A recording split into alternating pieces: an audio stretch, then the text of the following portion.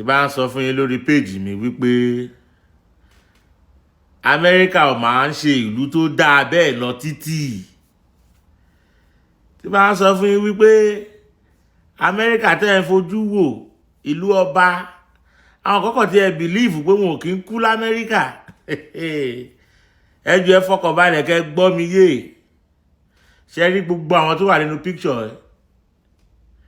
Gbogbo ìṣẹ̀lẹ̀ tó ṣẹlẹ̀ l'Amẹ́ríkà láàrin ọ̀sẹ̀ kan nìyẹn. Eléyìí tí news gbé ni o. Ṣé rí bọ̀bọ̀ dúdú tó wà lókè yìí?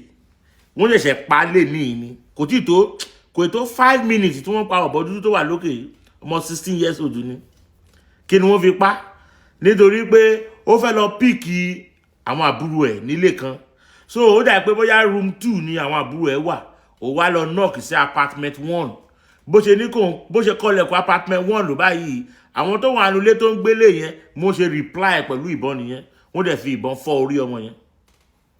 Nígbà tí ọmọ yẹn ti ṣubú sílẹ̀, òyìnbó ló yìn níbọn o. Òyìnbó yẹn tún yìnbọn fún ibi tó ṣubú sí nílẹ̀. Èní ló ṣẹlẹ̀ Amẹ́ríkà.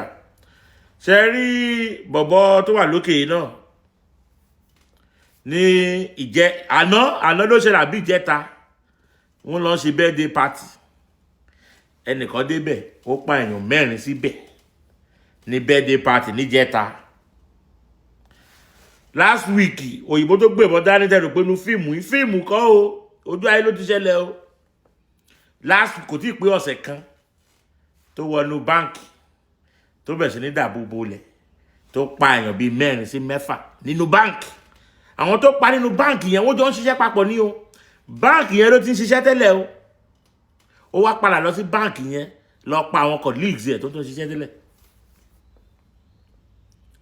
Ṣé rí bí píṣọ̀ tẹ́ pa àwọn èèyàn pọ̀ ńbẹ̀ tí wọ́n sunkún yẹn. Ìgbà tí gẹ́ẹ̀ tí mo kọ́kọ́ sọ nípa ìbí last week yẹn tó lọ pa àwọn kékeré ní school, àwọn parents wọn nìyẹn. Nǹkan tó ń ṣẹlẹ̀ l'Amẹ́ríkà lójoojúmọ́ nìyẹn. Ṣiṣẹ́ kó kú, ṣiṣẹ́ kó kú, ṣiṣẹ́ kó yìnbọn pa á, ṣiṣẹ́ kó yìnbọn pa á, ṣiṣẹ́ kó yìnbọn pa á. Ó ti tán. A jẹ́ ń pariwo lójoojúmọ́. Ẹ já ṣe Nàìjíríà, jẹ́ kí Nàìjíríà dáa. Nílùú mi Nàìjíríà ni.